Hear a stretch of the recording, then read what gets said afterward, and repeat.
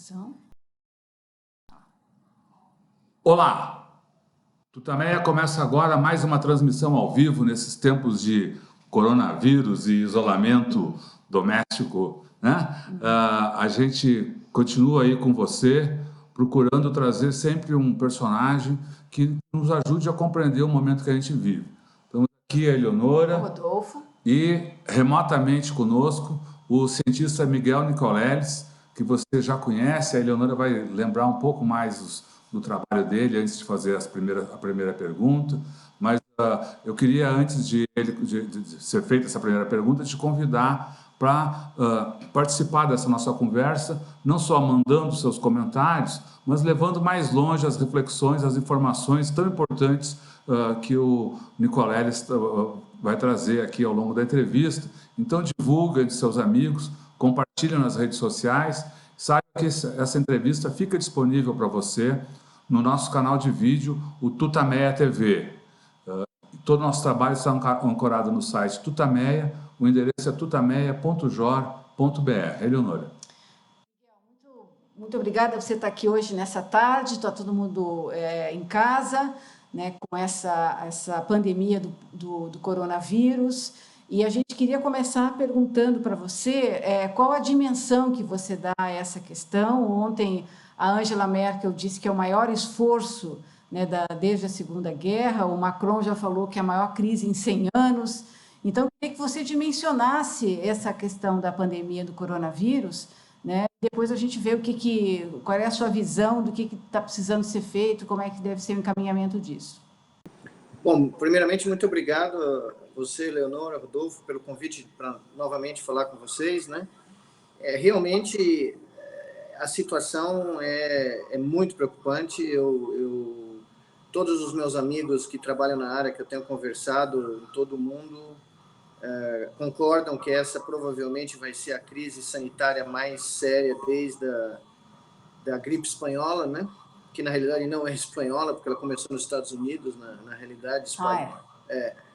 Eu estava lendo, inclusive, estou lendo um livro muito bom sobre a história daquele evento lá, e é muito impressionante ver que 100 anos depois a gente passa pelos mesmos fatores limitantes, né? Ignorância, subestimar um fenômeno epidemiológico dessa magnitude, esquecer as normas básicas de comportamento cívico e solidário, enfim. São 100 anos que se passaram e a gente vê que nós enfrentamos os mesmos problemas, talvez amplificados, porque o mundo é muito mais conectado do que era há 100 anos atrás. As informações falsas se espalham muito mais rapidamente e, por incrível que pareça, os governos continuam, a maioria deles continua tão refratário ao conhecimento científico quanto eram os governos do começo do século XX, né? E na realidade, essa é uma das grandes... nesse momento, a minha preocupação é muito grande. Eu estou aqui em São Paulo, porque minha mãe é uma pessoa de fator de risco. Eu cheguei aqui para ficar perto dela, ela está isolada, em quarentena. Eu também estou sem sair de casa, né? Porque eu também estou entrando no grupo de risco. Mas o que mais me assusta é, primeiro, a falta de uma visão multidimensional do que uma pandemia em 2020 significa para um país e para o mundo interconectado. Então, resumindo, para mim, eu, sem querer alarmar ninguém, eu acho que o Brasil nunca passou por algo assim. Talvez nem mesmo em 1918 e 20, nós tivemos um número enorme de fatalidades aqui em São Paulo e no Brasil, em 1918, mas o Brasil nunca passou por uma situação de guerra de verdade, né? O país nunca teve envolvido, apesar do envolvimento na Segunda Guerra Mundial, proporcionalmente ele foi um envolvimento pequeno comparado com os países europeus, e a catástrofe da Segunda Guerra Mundial não se abateu aqui como os países europeus sofreram, por exemplo, a Rússia, a França, a Inglaterra e depois os Estados Unidos. Eu acho que essa vai ser a situação de guerra mais complexa, mais multidimensional e mais desafiadora que o Brasil já enfrentou. E, nesse momento, eu não vejo o país agindo de uma maneira correta, né? ou proporcional ao desafio que vai chegar aqui nos próximos dias, né? Então, é por isso que eu ontem comecei a me manifestar, anteontem, sugerindo a necessidade da criação de uma comissão nacional das mentes mais capacitadas nas áreas específicas necessárias para combater uma pandemia multidimensional como essa, que não é só saúde pública, né? Também é um grande componente de saúde pública, como você tem fatores econômicos, sociais, fatores geopolíticos, fatores de logística, de demanda. E a coisa mais assustadora que eu acordei hoje, muito cedo, que me deixou completamente pasmo, é que talvez o único país que possa nos ajudar a sair dessa situação, fornecendo insumos, equipamentos necessários, conhecimento técnico, é a China. E na manhã do dia que a gente acorda e vê, né, a coisa realmente ficando preta aqui no Brasil, a gente vê um indivíduo tentando ofender e hostilizar o governo chinês gratuitamente, e criando talvez uma barreira né, que pode vir a ser insuperável para um país, o único país do mundo que pode nos ajudar tecnologicamente em termos de logística de insumos nesse momento é a China. Então, é uma situação muito complexa, muito difícil, mesmo porque nós não temos um governo capaz de entender a dimensão do que nós estamos enfrentando, né? Você citou, ao longo dessa sua primeira intervenção aí, várias vezes os governos não estão entendendo, o governo do Brasil não está preparado, não está à altura. Queria que você comentasse um pouco mais detalhadamente as reações dos governos dos dois países em que você vive, né? Você é professor nos Estados Unidos e, obviamente, aqui no Brasil. O Trump também demorou muito para cair a ficha e aqui aparentemente não caiu ainda, não? A ficha nos Estados Unidos caiu.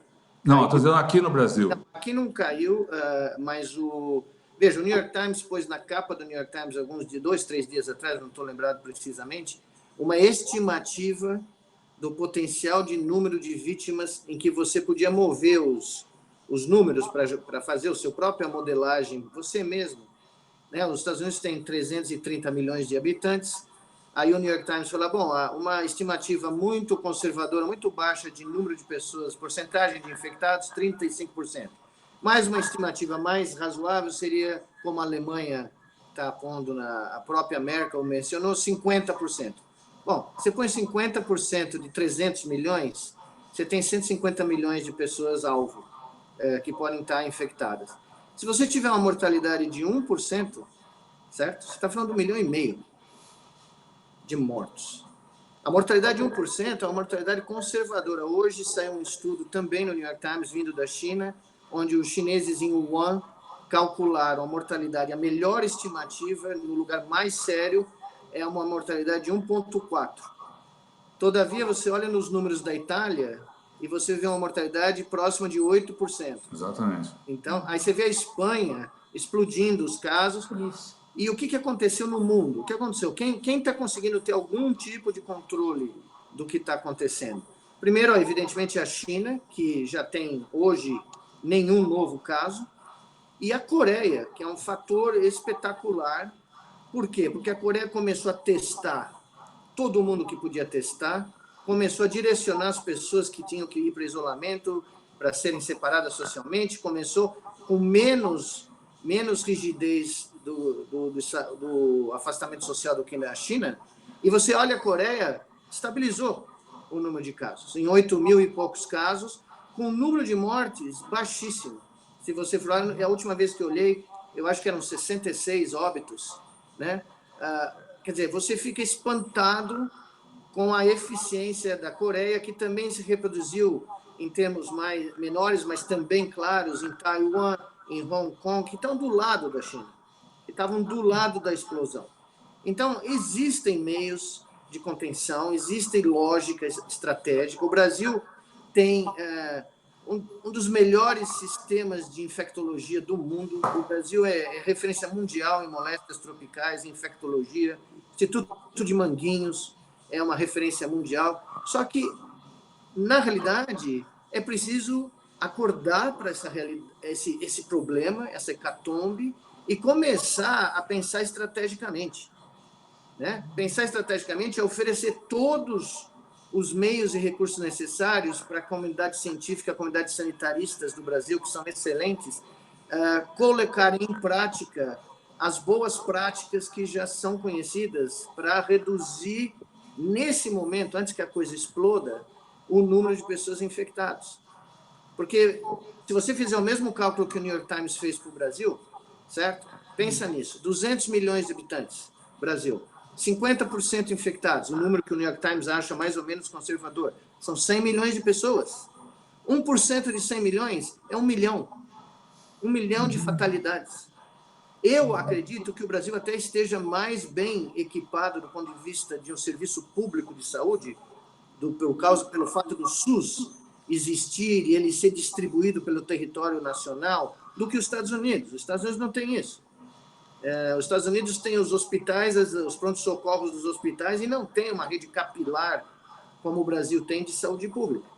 Todavia, o Brasil tem que equacionar problemas enormes, dramáticos, número de leitos totais, número de leitos de UTI, número de respiradores disponíveis, número de máscaras, número de vestes protetoras para os profissionais de saúde, porque isso vai ser um fator limitante daqui a pouco. Na China foi claramente um fator que pegou todo mundo de surpresa. Então, o paralelo que eu faço, estou fazendo com a minha família, com meus filhos, 2 dos quais estão lá nos Estados Unidos nesse momento, é o que aconteceu na Depressão Americana quando Roosevelt entrou no governo americano. Ele criou uma comissão de notáveis, das melhores mentes americanas, para agir em todas as dimensões da questão que, naquele momento, era uma questão econômica, mas que tinha ramificações em múltiplos domínios. Nós estamos enfrentando uma bomba que nós tivemos alguns meses para nos preparar por essa bomba e, pelo visto, não muito foi feito com esse alarme. E, se qualquer coisa, a China deu ao mundo um buffer de tempo para reagir. E muito poucos países se deram conta que a China estava comprando tempo para nós. Estava comprando tempo para a gente se preparar. A Itália, a gente vê o que está acontecendo na Itália. Né? Então, a nossa questão é, nós vamos ter que tomar decisões em múltiplas áreas do conhecimento simultaneamente. Questões de saúde pública, questões econômicas. Por exemplo, na minha modesta opinião, o Brasil tem que estar preparado para, eventualmente, começar a usar suas reservas cambiais, não para segurar o dólar mais, mas para investir no que é necessário para oferecer a toda a população o que é preciso para combater a epidemia. Essas reservas são, no momento, o único cushion que nós temos aí, o único amortecedor que nós temos para conseguir investir dentro do país. Nós temos também que usar todas e quaisquer fontes financeiras que estejam aí no governo disponíveis e reverter isso, primeiro, para a defesa primária, segundo, para tentar estimular a produção dos insumos e equipamentos que são necessários. Se a gente puder produzir coisas no Brasil, dinheiro tem que ser investido, dinheiro tem que ser posto num grupo nacional, num coletivo nacional, para ver se nós temos condição mesmo de avançar, e eu tenho certeza que temos, no desenvolvimento de terapias, vacinas. Ou seja, só aqui nesses 5 minutos eu toquei em múltiplos aspectos, sem comentar a questão de dar suporte para os pequenos empresários, para as pessoas que vão ficar desempregadas pelo fechamento de toda comércio, restaurantes, tudo que vai acontecer nos próximos dias. Então, nós não estamos falando de decisões que podem ser tomadas com pessoas que não acreditam no Estado. Decisões, né, por pessoas que criaram a mitologia de que a intervenção do Estado é maléfica. Hoje, vários editoriais da imprensa mundial, se vocês lerem o Guardian, New York Times, a epidemia, não sou eu que estou falando, são economistas ganhadores do Prêmio Nobel, são comentaristas dos maiores jornais do mundo. Essa epidemia está demonstrando categoricamente a falácia do modelo financeiro, econômico que foi imposto ao mundo na última década, nos últimos 20, 30 anos. É a falência completa da noção que é preciso diminuir o Estado a nada. Pelo contrário, é a volta da necessidade do Estado, quase como que um furacão trazendo de volta a noção que o Estado é essencial para isso, para momentos como esse, momentos como uma guerra não é uma guerra que você vai levar soldados para um campo de batalha, é uma guerra dentro da sua casa, do seu trabalho, de onde você vive. E é isso que nós não estamos, na minha opinião, nos dando conta. Olha, Miguel, como viabilizar essa sua proposta de criação de uma comissão interdisciplinar, relembrando aí o tempo da Grande Depressão do Roosevelt, como ele conseguiu articular empresas, cientistas, enfim, ele fez realmente ele conseguiu aglutinar o país em torno de um objetivo. Hoje a gente tem, como você estava falando, uma liderança política que despreza tudo isso. Da onde isso que angustia, eu acho, muita população brasileira. A gente não está vendo a liderança. Como fazer isso? Porque, veja, essa comissão também tem que ter um componente de comunicação profissional. Uhum. Tem que ter um componente que mostre, é como se falou nesse outro artigo no New York Times, a questão fundamental que se descobriu anos depois na questão da gripe espanhola nos Estados Unidos, foi que, no primeiro momento, os governos locais não falavam a verdade, não davam as informações corretas para as pessoas, e isso só multiplicou o número de fatalidades. Então, parte do serviço fundamental de uma comissão nacional, que eu quase chamo de uma comissão de salvação nacional, entendeu? É um plano de comunicação honesto, transparente, que informe a cada momento do dia as pessoas, os brasileiros em todos os cantos do país, qual é a verdadeira situação, o que está sendo feito, quais são as políticas estratégicas. E se o governo não está aberto a isso, o Congresso tem que ser o caminho para... E provavelmente o Supremo, eles têm que se unir e ver que não se trata de uma disputa política mais, não se trata de um argumento ideológico de forma alguma, é uma questão de sobrevivência nacional. Um país como o Brasil não pode arcar com os prognósticos de fatalidades e de comorbidade, porque, veja, tem outra coisa que eu queria dizer muito claro para vocês, isso também, desculpa citar de novo os jornais internacionais, mas eu estou lendo eles continuamente, acabou de sair um artigo no New York Times essa manhã, também vindo de fontes chinesas, combinadas agora com fontes europeias, não são só os idosos e as pessoas com comorbidades crônicas que estão sendo afetadas gravemente. Nos Estados Unidos, nesse momento, esse artigo mostra que existe um número muito significativo de jovens de 30 a 50 anos sendo acometidos e internados em estado grave nos hospitais americanos. Então, está se criando a noção completamente errônea. Não, as pessoas acima de 80 anos, nossa, já viveram bastante, têm doenças crônicas, eu sou jovem, eu posso ir num bar, eu posso sair... Veja, primeiro, que os aglomerados de jovens criam os reservatórios, que podem transmitir para os seus pais, para os seus avós, para os seus primos, seus irmãos, seus funcionários, né, das casas. E segundo, que não é verdade. As pessoas estão sendo acometidas. E terceiro, que nós não podemos simplesmente dizer, não, essas pessoas do grupo de risco viveram bastante. Isso é um absurdo. Isso é uma calamidade moral e ética.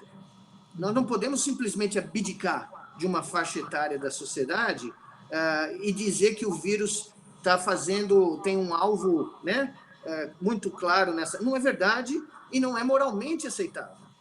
Então, se a gente conseguir combinar todas as boas práticas que os nossos irmãos da Ásia descobriram, a um custo altíssimo, mas descobriram, né? Como é que se faz? Por exemplo, hoje eu vi, nós só vamos testar as pessoas que estão com sintomas e com alto risco. E aí, como que nós vamos saber quem está contaminado? Como nós vamos saber a verdadeira dimensão da epidemia? Como nós vamos planejar quem fica em casa, quem pode sair, quem não pode? Entendeu? É uma visão.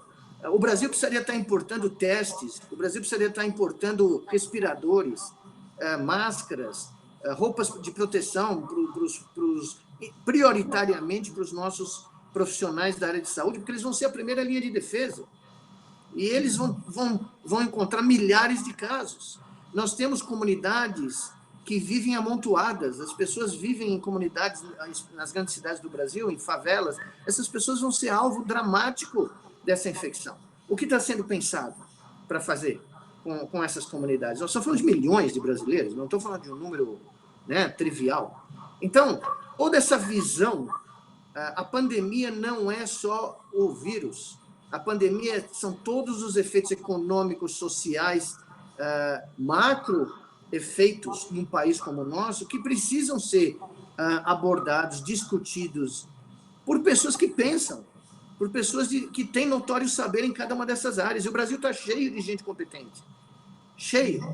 Então, nós temos que abrir mão dessas diferenças nesse instante. E a minha única visão nesse momento, a minha única saída é que o Congresso Nacional se dê conta que não vão ser só nós que vamos pagar esse preço. Eles também vão. Os pais, as mães, os avós, os filhos desses congressistas estão expostos também. E como eles, nós vimos hoje o presidente do Senado ser internado, ninguém está imune. O presidente do Senado foi lá no Supremo Tribunal Federal se encontrar com ministros. Os ministros podem ter sido expostos, vários. E aí, como fica? Então, é uma situação de guerra que tem que ser tratada. Ops. Oi. Miguel, peraí. É uma situação de guerra. Vamos ver se a gente consegue novamente o contato com o Miguel. Vamos ver aqui. Vamos tentar aqui, vamos ver. Pessoal, a gente teve momentaneamente aqui a conexão cortada com o cientista Miguel Nicoleles, que está dando entrevista agora ao Tutameia. A gente está tentando refazer essa conexão. Oi, caiu aqui. Caiu, você conecta de novo aí? Então, caiu exatamente quando você falou. Isso, ela está conversando agora. Clica de novo ali, vamos ver. Está conversando com o Miguel agora para refazer a conexão. É muito importante. Você tem que clicar. Vamos ver. Você está nos vendo aí? Vamos ver se eu consigo. A gente está recebendo muitos comentários aqui, um monte de gente acompanhando. Mande também seu comentário. Obrigado a Kátia Rubio, que eu já vou colocar aqui, que está fazendo uma pergunta a respeito das perspectivas para o planeta depois desse tsunami aí. Você tem que clicar novamente. Enquanto isso, a Eleonora está conversando com o Miguel para refazer a conexão. Como vocês estão vendo aqui, a transmissão ela está de pé. Teve um problema interno aqui ao nosso sistema de comunicação, mas isso já vai estar sendo resolvido. Nessa entrevista com o Miguel Nicoleles, que é um dos principais, talvez o principal cientista brasileiro, que trabalha simplificando, tentando fazer... Ok, Eleonora? Chegou, está aqui. Só um pouquinho, vamos lá. Vamos aqui, deu. Você estava falando que a gente está numa situação de guerra, né? Nós estamos vivendo uma situação de guerra, que o Congresso e o Supremo deveriam tomar à frente essa sua sugestão, enfim, essa é uma proposta, né, de ação para enfrentar essa situação absolutamente excepcional na história do Brasil e do mundo, de criar uma comissão de salvação nacional. Para revogar aquela lei maluca do teto de gasto. Primeira coisa, se o pessoal está preocupado com o teto, não dá mais para preocupar com o teto, porque nós estamos discutindo a sobrevivência do país. Então, é preciso tirar qualquer empecilho burocrático legal para que o país possa investir, transferir os investimentos para as áreas prioritárias de defesa nesse instante. Né?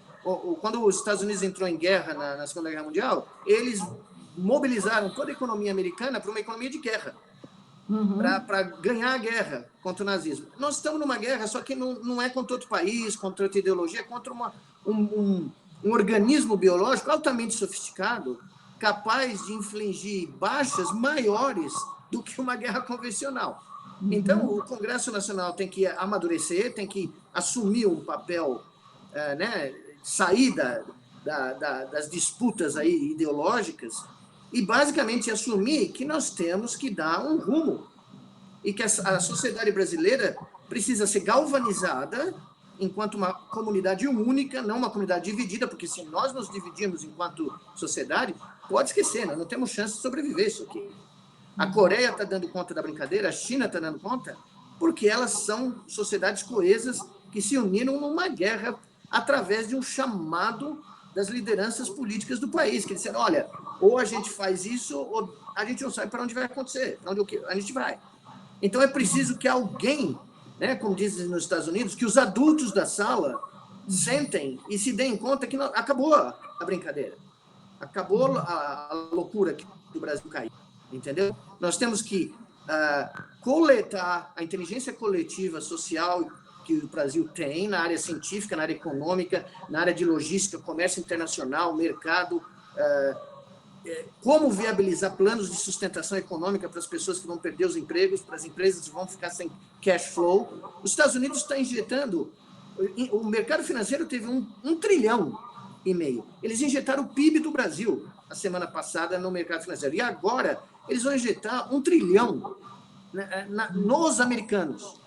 Eles vão fazer pagamentos para os americanos. Eles vão injetar dinheiro nas empresas, nas microempresas, vão suspender uma série de tributos. O imposto de renda vai ser suspenso por meses para as pessoas que não podem pagar, entendeu? Mas eles estão tentando, apesar da loucura inicial lá, eles estão tentando fazer o que a China e as Coreias do Sul demonstraram que são capazes de fazer, unir o país. Quando você entra numa guerra, você tem que entrar unido. Se você entrar dividido, quem vai pagar o preço são as pessoas mais humildes e as pessoas que estão mais vulneráveis. E, no fim das contas, o Brasil como um todo. Ninguém vai sair vencedor disso aqui. Essa união parece ser exatamente o que o governo abdicou, né? Na entrevista de ontem do Bolsonaro e seus ministros, voltaram a ocorrer as mentiras, as chamadas fake news, e a postura do presidente, do Bolsonaro, foi claramente de provocação à nação, até usando aquele espaço que deveria ser de informação, usando para convocar um ato em seu favor e dando informações falsas. Quer dizer, ele mentiu. Nessa altura do campeonato é quase chover no molhado, que a incompetência do indivíduo, quer dizer, não tem o mínimo preparo para ser o líder de uma nação. Se nós vamos querer gerar o confronto no meio de uma pandemia, confronto, eu digo, né, na sociedade, dentro da sociedade, é uma loucura, é uma total insanidade, né? Evidentemente, não há na liderança desse governo qualquer preparo, qualquer competência específica e qualquer visão do que nós estamos enfrentando, né? Foi quase fora do Brasil, a repercussão daquilo ontem foi hilário. As pessoas não conseguem nem mais ter palavras para descrever, né? Quer dizer, um dia está participando da manifestação na porta do Palácio, no outro está com a máscara, que não sabe usar a máscara, e as pessoas lá todas juntas numa coletiva de imprensa, todo mundo apertado um do lado do outro, sabendo-se que membros da comitiva, vários membros da comitiva que estavam nos Estados Unidos foram contaminados, né?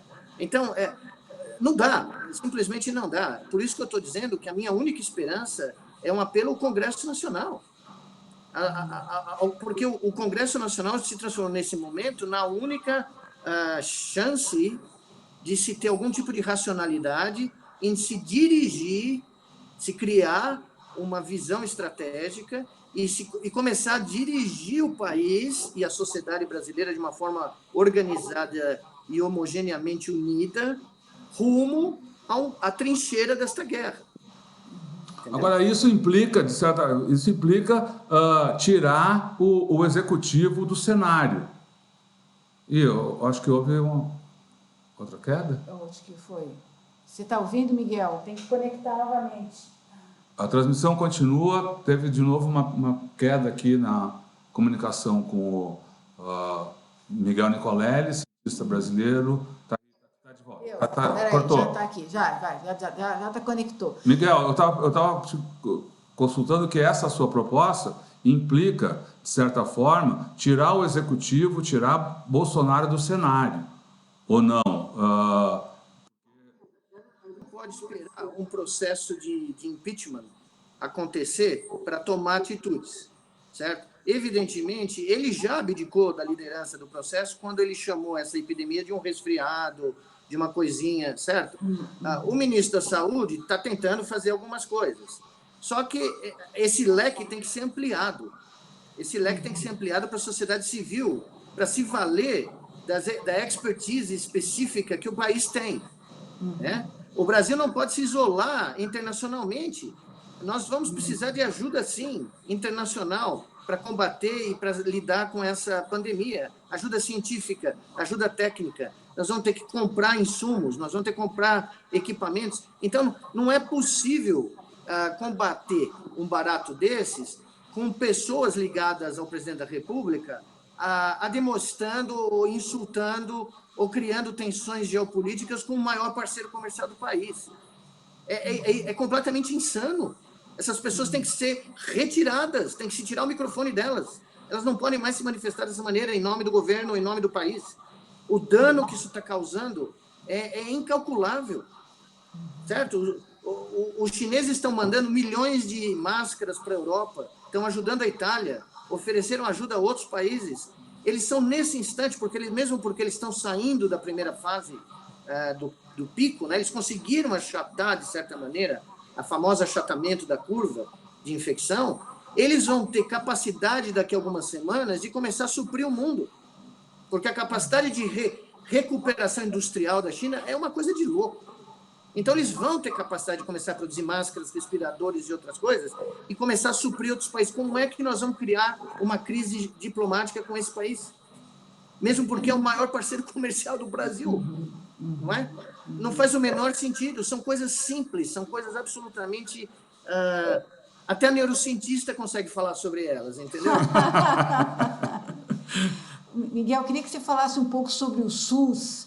Né? Há muita dúvida sobre a capacidade do SUS enfrentar essa epidemia, essa pandemia, no momento que ele foi sucateado nos últimos anos, teve desinvestimento. A gente tem um modelo de saúde no Brasil que é dividido muito entre público e privado. Como é que você vê a organização do SUS para enfrentar isso e o sistema privado? Só para afinar aí, sucateado nos últimos anos, no governo Temer. Sim, evidente. Eu escrevi outro dia um post aqui no Twitter dizendo que a gente tinha que agradecer ao Big Bang pela existência do SUS. Se o Brasil não tivesse mais do SUS, como queriam alguns membros, principalmente o ministro da Economia, aí, que não tem a menor noção do que é o Estado e a necessidade do Estado em situações como essa, e no dia a dia de uma economia, né, moderna, se não houvesse o SUS, nós estamos roubados. Então, o fato que nós temos o SUS é um fator enormemente positivo. Os Estados Unidos não têm o SUS. E eles vão pagar um preço tremendo. Vão pagar um preço tremendo e a sociedade americana vai, acordar e se dar conta de que, meu Deus, onde está a primeira defesa pública? Né? Isso, pelo menos, o primeiro fator positivo, a notícia boa é que nós temos isso implementado no Brasil, uma experiência de longa data, de gerir, e gestores aí, eu não sou um gestor de saúde pública, mas nosso Brasil tem grandes gestores aí. Bom, o que é preciso fazer, como você bem disse, né, desde do golpe, o SUS vem sido alvo, como as universidades federais, como a ciência, né, como áreas específicas da inteligência brasileira, tem sido alvo de um desmonte institucional. Tem que ser revertido imediatamente. É você dar aquele cavalo de pau no carro, virar a direção e inverter imediatamente. O SUS tem que começar a receber todo o aporte que precisa, né? E por isso que uma comissão dessas, independente do governo, uma comissão da sociedade civil, teria a capacidade, o reconhecimento público e a moral de exigir certas normas, certas tarefas, né, de serem executadas e certos objetivos de serem cumpridos. Essa é a primeira coisa. Você tem que, é o que eu falei, numa economia de guerra você inverte, você dá um cavalo de pau e começa a direcionar os seus recursos financeiros para as áreas onde você precisa gerar insumos e produtos e tecnologias para combater o inimigo. O inimigo aqui é um vírus. Essa é a primeira coisa. A segunda coisa é, nós precisamos de médicos. Nós vamos ter que trazer, os médicos que foram embora, tem que voltar. Nós não temos a capilaridade do número de médicos ou de outros profissionais. Nós temos que deixar de lado aquela loucura que foi o desmonte do Mais Médicos e recomeçar o processo. É outra coisa. E a verdade é que nós temos que levantar as necessidades. Nos Estados Unidos, todo dia, ou no jornal italiano, no jornal francês, eu vejo lá, os Estados Unidos tem um déficit, os Estados Unidos, se eu não me engano, é na ordem de 200 mil respiradores disponíveis. Eles já estão desesperados, vai faltar respirador em Nova York.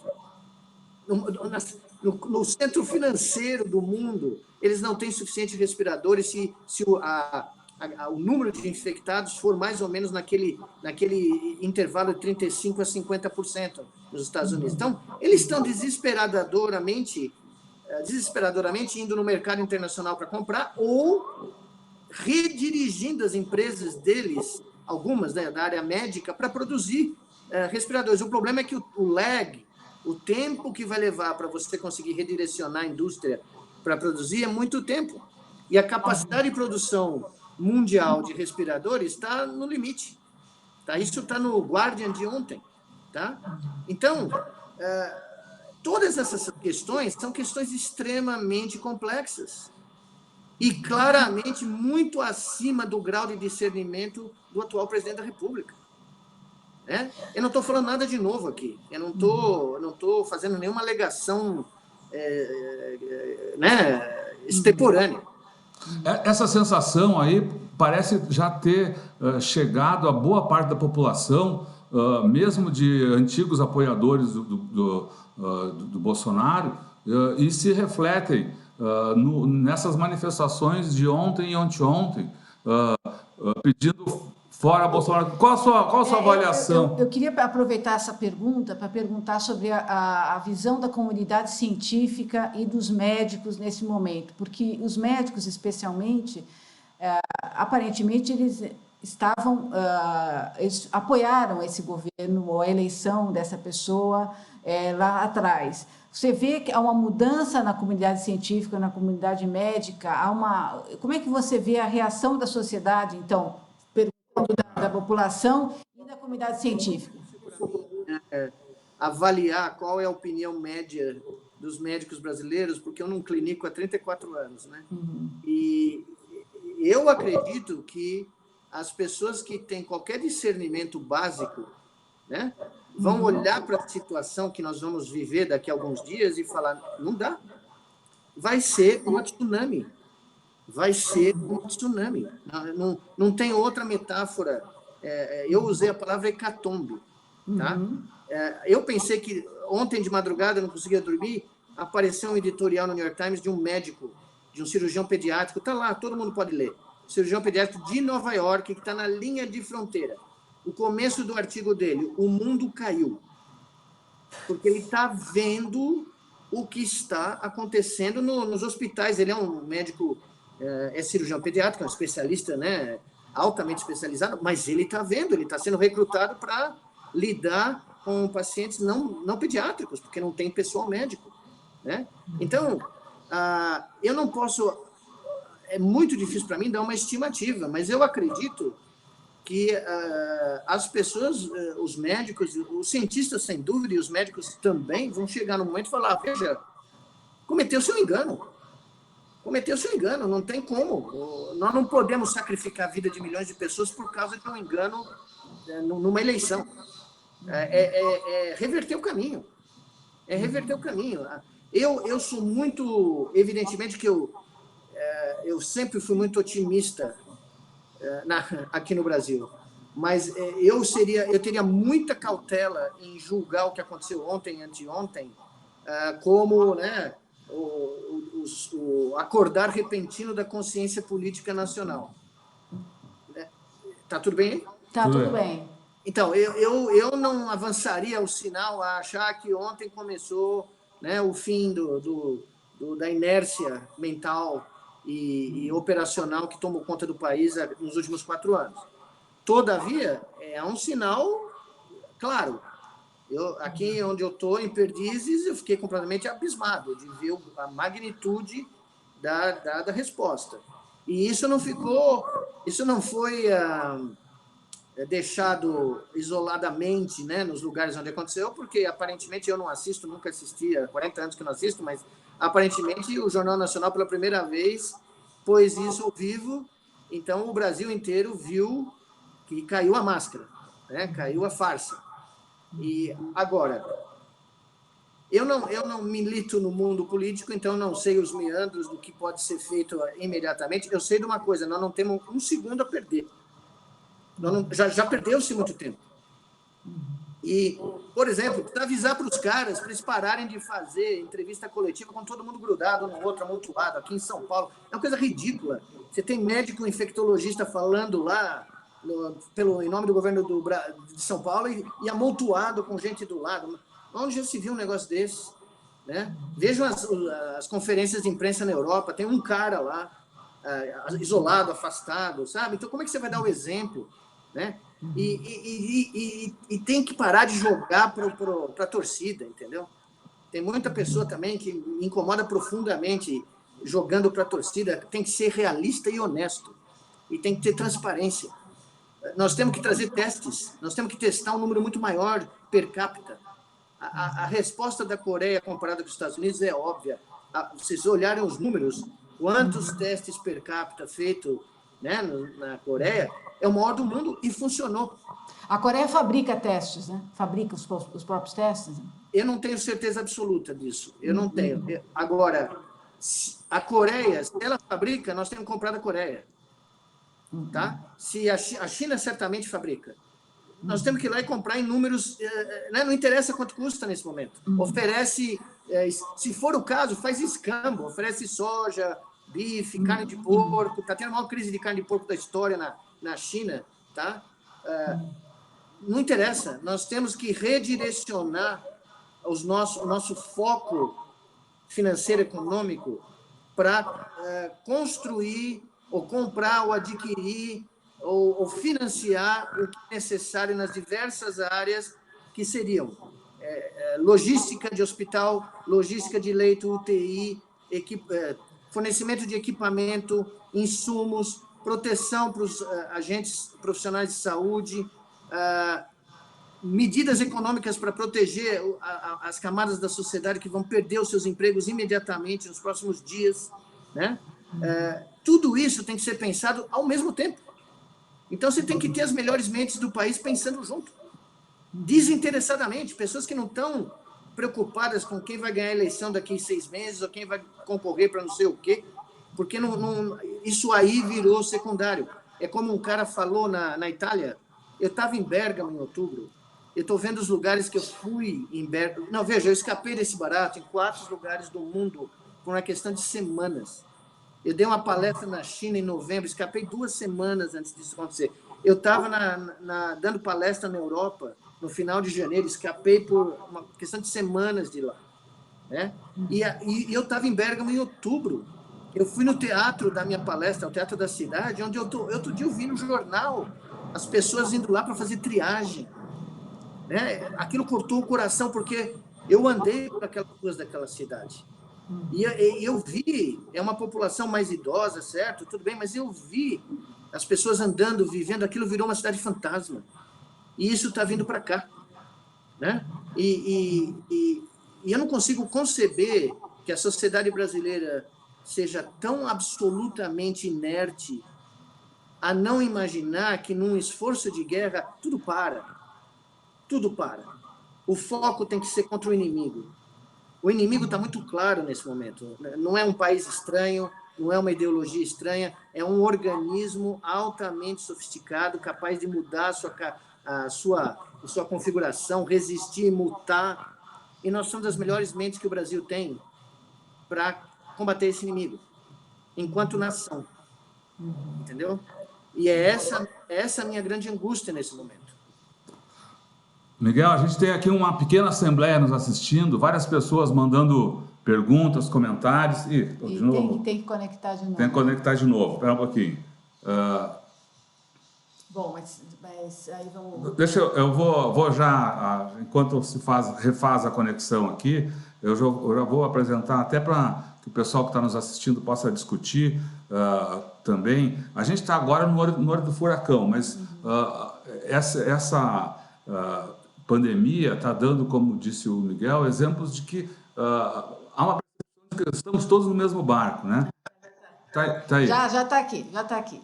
Ótimo, nós estamos fazendo. A gente está fazendo uma pergunta aqui, Miguel, que a professora Kátia Rubio apresentou aqui nos nossos comentários, que é o seguinte: como você, como homem da ciência, como você vê o mundo depois desse tsunami planetário?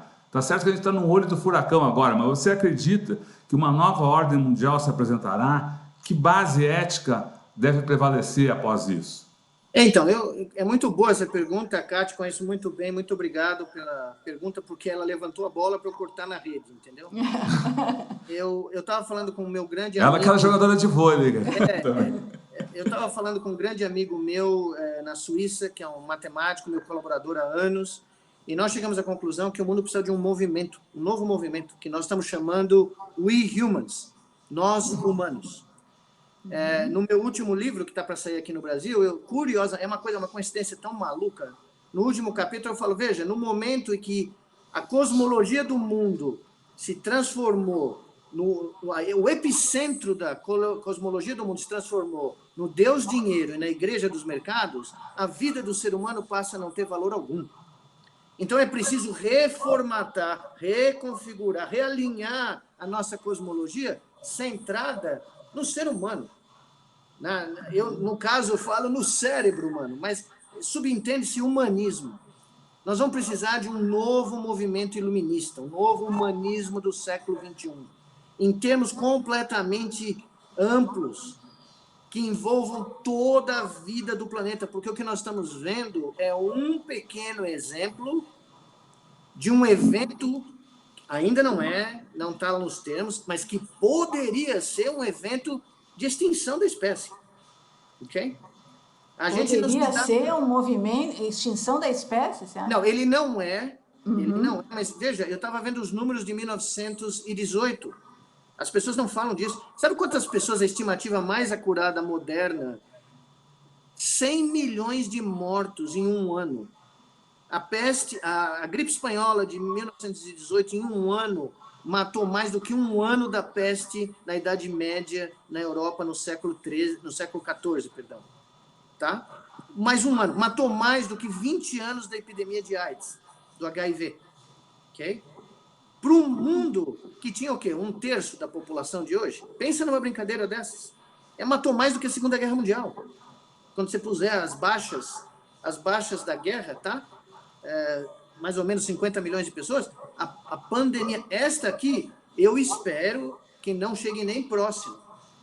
Todavia, ela coloca em xeque toda a cosmologia que foi criada nos últimos 30 anos com o movimento neoliberal que veio dos Estados Unidos, se espalhou para o mundo inteiro e que colocou o ser humano subalterno, submisso aos interesses do sistema financeiro e econômico. Então, quando você vê os hospitais italianos, os hospitais ingleses, vocês vão ver o que vai acontecer na Inglaterra, onde o SUS dele, que era o melhor do mundo durante muito tempo, foi completamente depauperado, foi completamente asfixiado pelas políticas de austeridade dos governos conservadores, e mesmo dos governos trabalhistas, por incrível que pareça, do Tony Blair. Tá?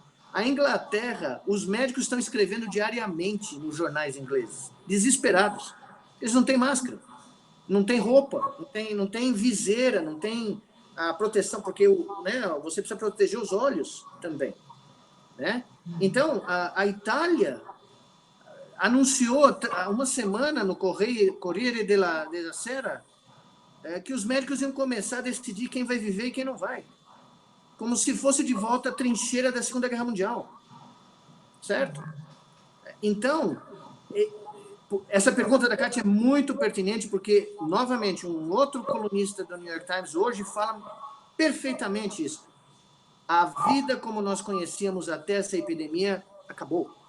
As coisas vão mudar dramaticamente, porque não dá mais para ir empurrando com a barriga esperando que nós vamos escapar desses eventos catastróficos. Eu discuto num outro livro meu, um livro de ficção científica que eu estou escrevendo nesse momento, um outro evento que ninguém para falar, que é a ocorrência de uma mega tempestade solar,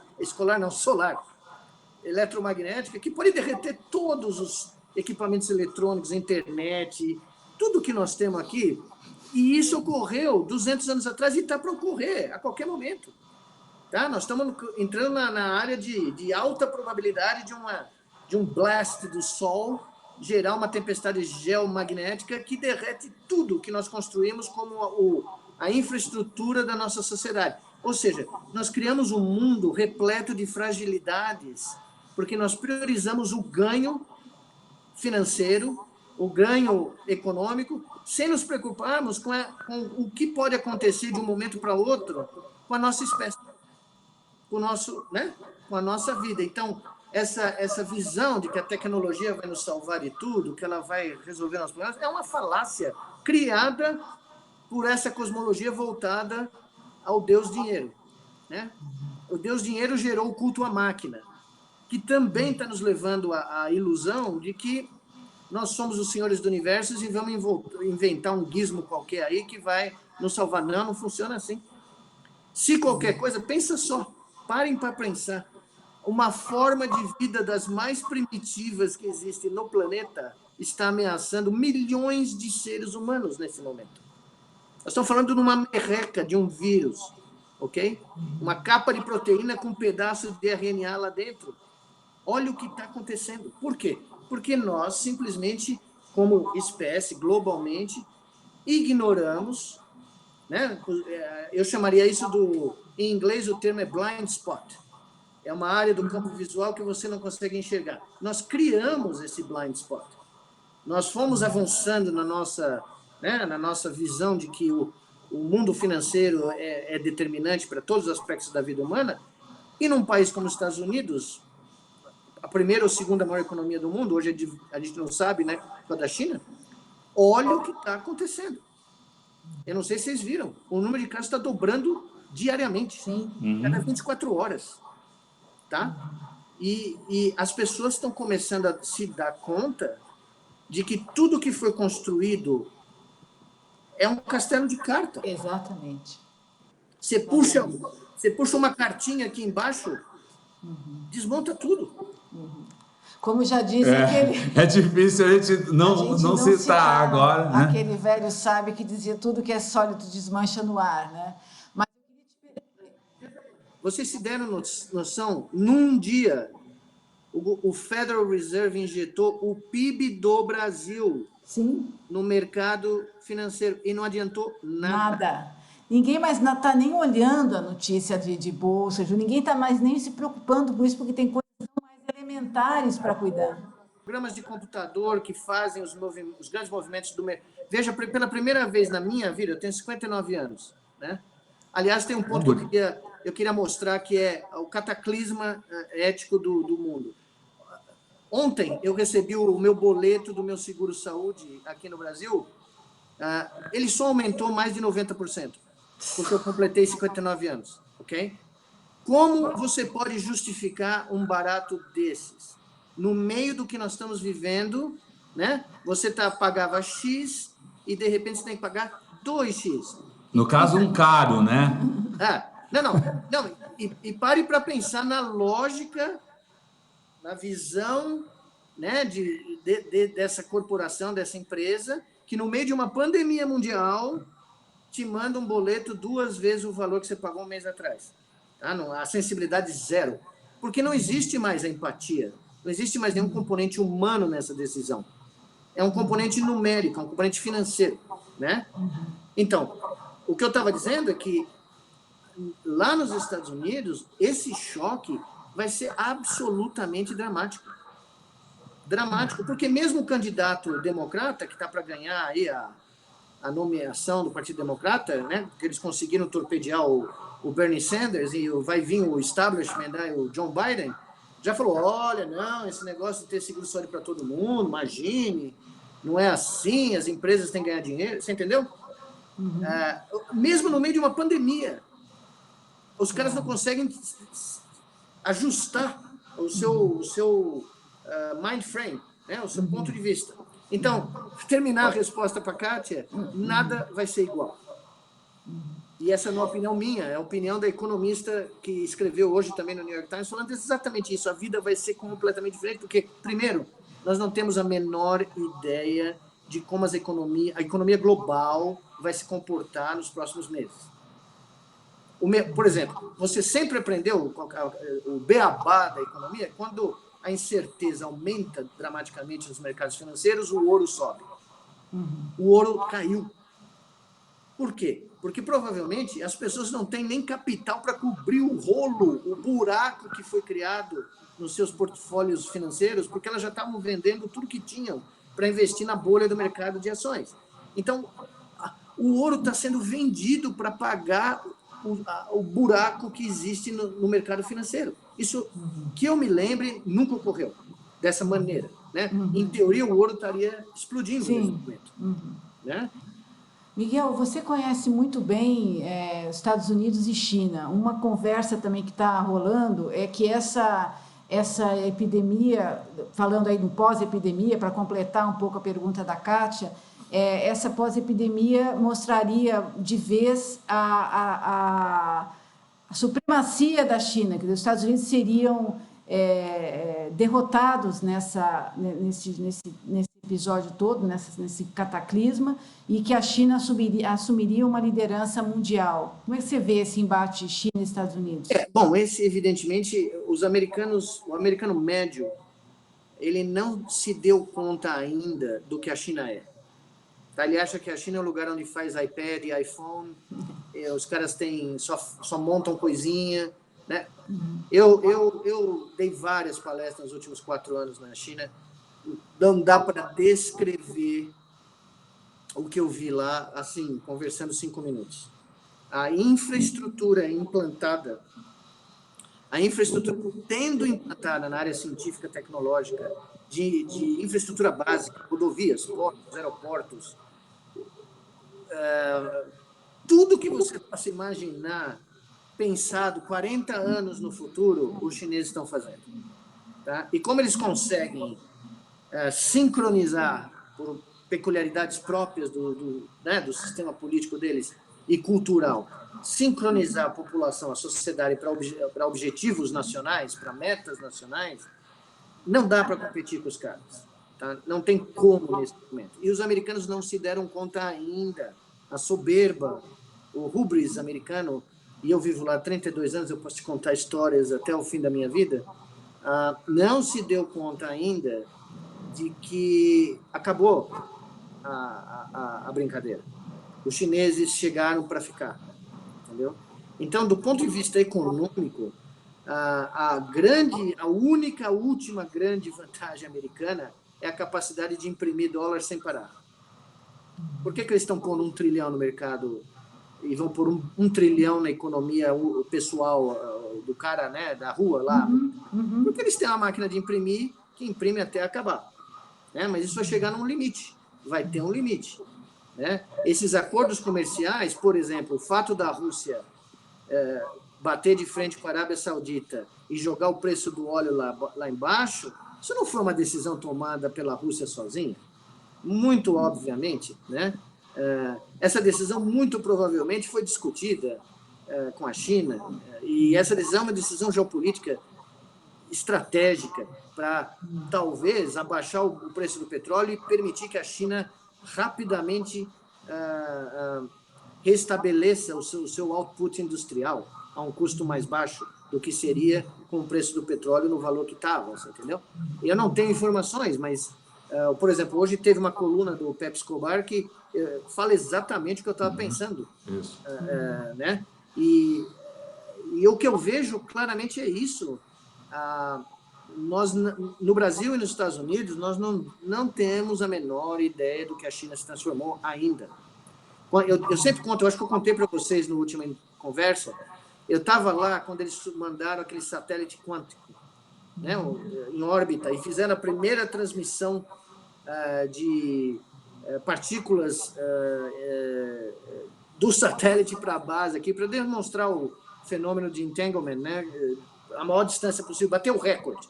Eu acho que foram, eu não tenho lembrado, mas o número exato eu não me lembro se é 1.200, não, são 12.000 ou 24.000 quilômetros. É uma coisa estuporante, bater o recorde.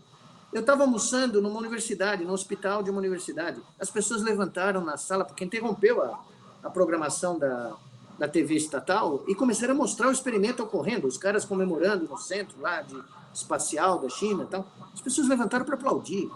As pessoas se abraçaram. Isso eram médicos, não eram físicos nem cientistas, entendeu? Esses caras eram médicos. E eu olhei e falei, meu Deus, sabe quando isso ia acontecer no Brasil ou nos Estados Unidos? Talvez nos Estados Unidos, mas eu senti naquele momento o que é o empenho nacional da China. Nós estamos falando de algo que 99,99999% da humanidade nem entende do que eu estou falando, tá? É uma demonstração fundamental que pode mudar a forma como a gente processa informação no futuro. Como nós vamos construir computadores quânticos, enfim. Os caras estavam celebrando isso numa cantina de um hospital. É outra cultura, entendeu? Então, outra lição óbvia que está sendo pronunciada em vários lugares do mundo. O pensamento terraplanista, anti-ciência, anti-humanismo, se isso aqui não for um alerta, tá? Eu abro o jornal aqui 2 dias atrás, vocês sabem que na Coreia a infecção começou num culto religioso lá, né? E foi ali que você teve o maior número de casos e o governo teve que chegar e intervir. Eu abro a notícia e vejo um indivíduo aí, que não vou mencionar o nome, dizendo que não, tem que chamar a polícia para fechar o templo dele, porque senão ele não fecha. Quer dizer, as pessoas podem ser contaminadas, morrer, contaminar outras, isso não entra. Quer dizer, o que todos os grandes comentadores do mundo estão dizendo, os maiores jornais do mundo, é que se esse não for um alerta para o mundo, que o pensamento anticientífico, anti-vacina, anti-darwiniano, anti-Paulo Freire, se esse barato não for um alerta suficiente para essas pessoas verem que não dá para a gente sobreviver no planeta Terra no século XXI, sem um aparato científico, médico, estatal, né, de porte, eu não sei o que vai ser. Porque isso vai afetar todo mundo.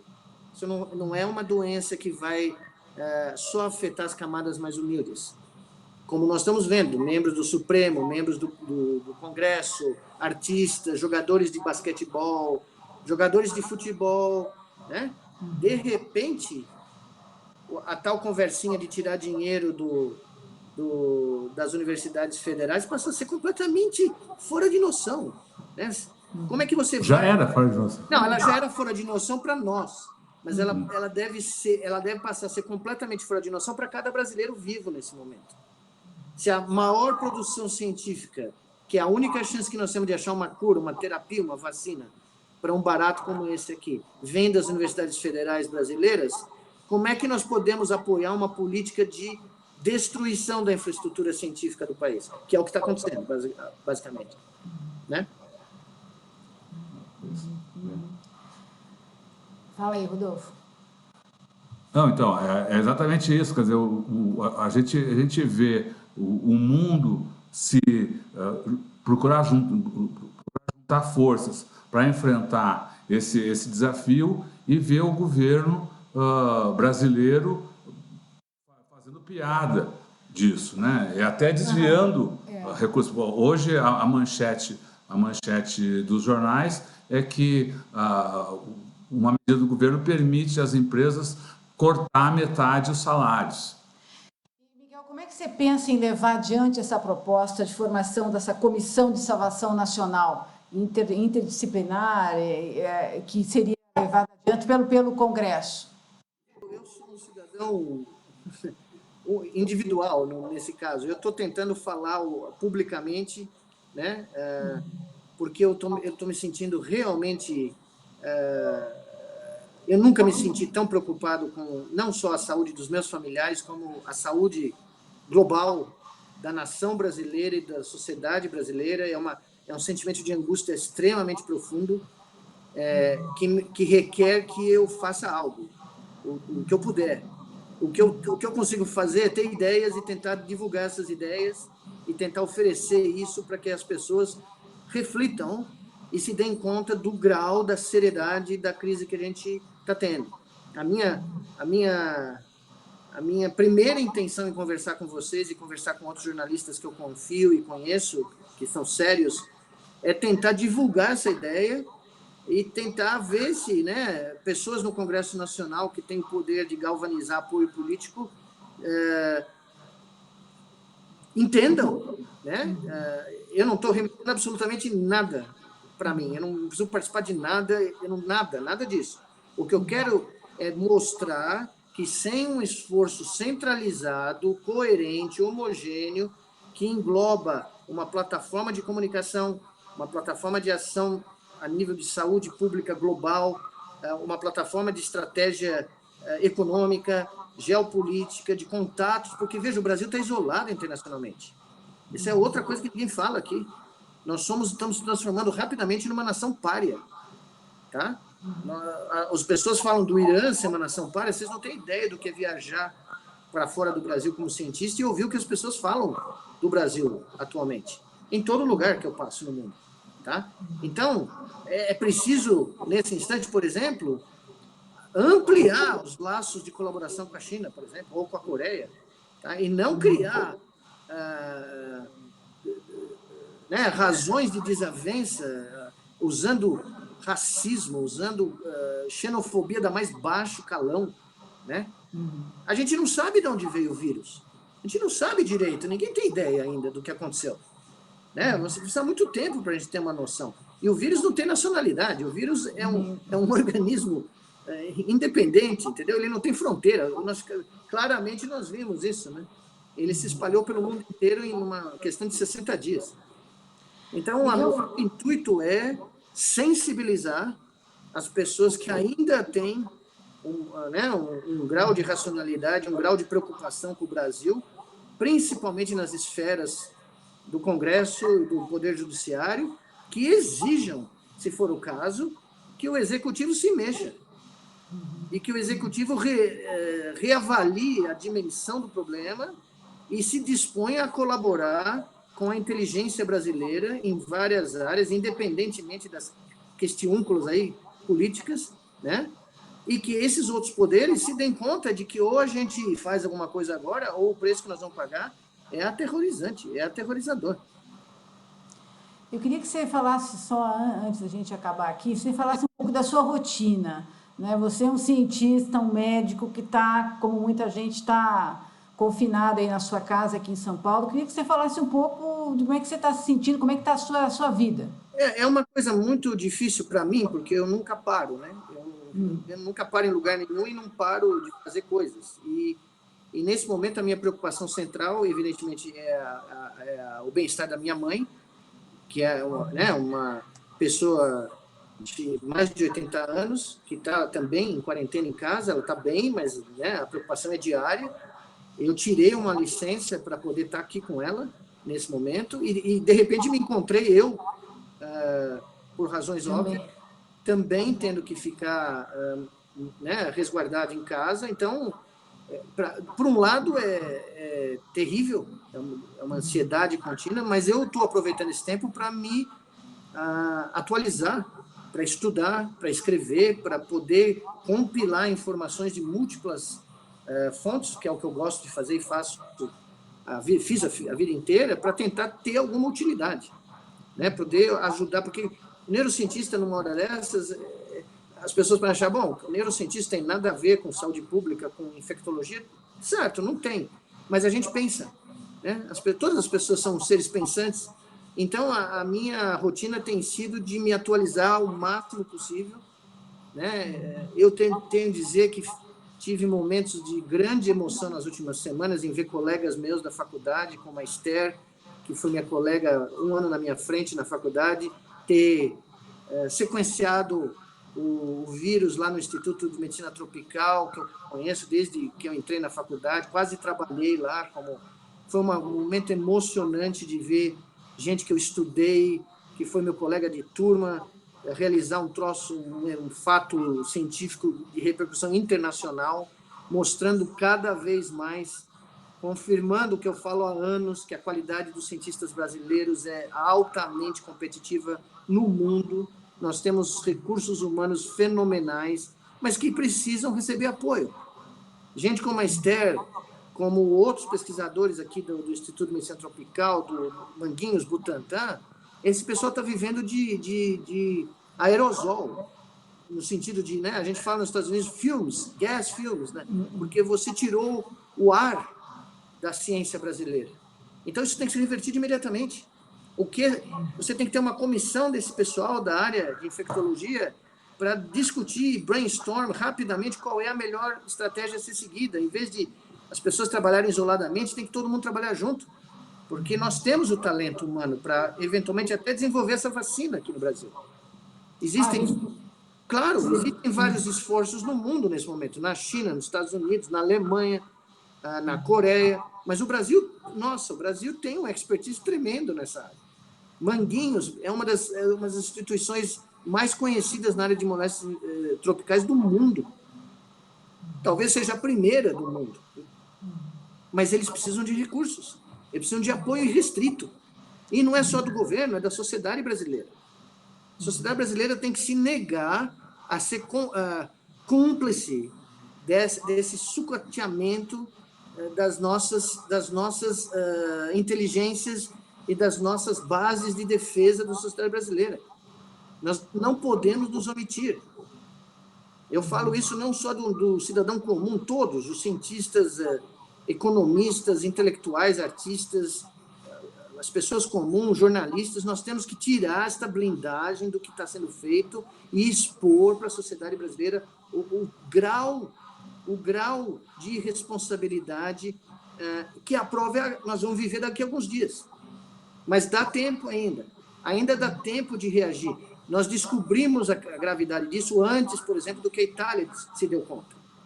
Nós começamos a ficar em casa antes, nós estamos começando a fechar os estabelecimentos, né, comerciais, os clubes esportivos, bares e tal.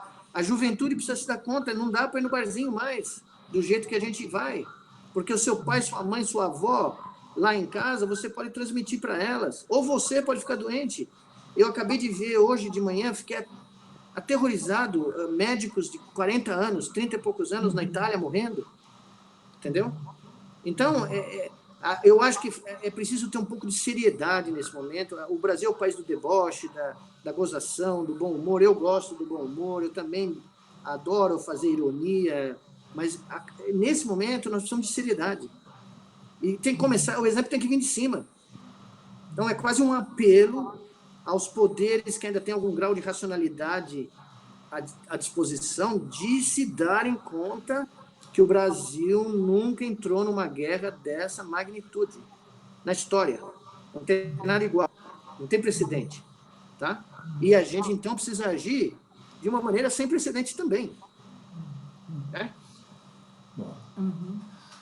Legal, muito obrigado, Nicoleles. A gente conversou aqui com o cientista Miguel Nicoleles, que trouxe a sua avaliação da situação que o Brasil e que o mundo estão enfrentando hoje com essa pandemia. Ele apresenta uma proposta de criação de uma comissão de salvação nacional para comandar os esforços aí de enfrentamento à pandemia aqui no Brasil. E a gente antes de acabar, né? Antes de acabar, a gente quer lembrar que esse material fica disponível no nosso canal de vídeo, o Tutameia TV, também disponível no nosso site, o tutameia.jor.br. E antes de dar o tchau, a gente quer convidar o Miguel a dar a sua mensagem final aí para o nosso pessoal que nos acompanha. Aí teve uma boa assembleia nos acompanhando, a assembleia virtual. bacana, com certeza o número de pessoas será ainda maior no nosso canal do YouTube. Então, eu queria te convidar para fazer essa mensagem aí aos brasileiros.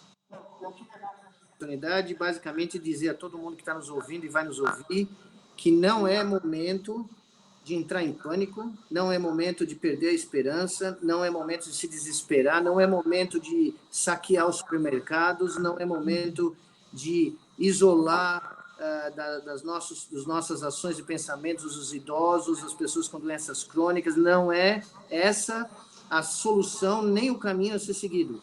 O caminho é parar, refletir, raciocinar e pensar enquanto uma sociedade de um país moderno que tem recursos humanos, financeiros e a capacidade de ganhar essa guerra. O foco aqui é ganhar a guerra enquanto nação, enquanto um país, enquanto sociedade. Então, é preciso que cada um de nós, nos seus menores atos, recupere o senso de empatia humana, o senso de solidariedade e o senso de civismo, porque se a sociedade brasileira não se unir, como a coreana se uniu, como a chinesa se uniu, como a italiana está se unindo, não tem como brigar. Se ela se unir com a criatividade, com a competência e com o grau de desenvolvimento tecnológico e científico que o Brasil tem, a gente ganha esta guerra. Porque essa guerra é contra um vírus. E nós somos seres humanos, com uma capacidade mental infinita, desde que a gente aplique essa capacidade para um fim claro, decisivo e definido. Só isso. Boa. Legal. Muito bem. Muito bom, Miguel. Então, muito obrigado. Muito obrigada. Tchau, Miguel. Tchau. Tchau, pessoal. Então, a gente fica por aqui. Você não se esqueça de ir lá e nosso canal de vídeo. Tutameia TV. Tutameia TV e do nosso aqui, no nosso site, onde está tudo lá, né? Todas as nossas entrevistas, enfim, a nossa produção está lá. A gente quer que você dê uma olhada lá nas nossas matérias, nas nossas reportagens, nas nossas entrevistas e se inscreva no nosso canal de vídeo, né, que é o Tutameia TV. Sem esquecer de clicar lá na sinetinha para receber as notificações de novos vídeos. A gente está, apesar das dificuldades, a gente também está aqui trabalhando, produzindo entrevistas remotamente, esperando trazer aí uma contribuição em termos da informação mais acurada, precisa, que a gente possa disponibilizar aí para você. Né? Então tá, pessoal, muito legal estar com vocês aqui e a gente se encontra aí. Tchau, pessoal. Tchau.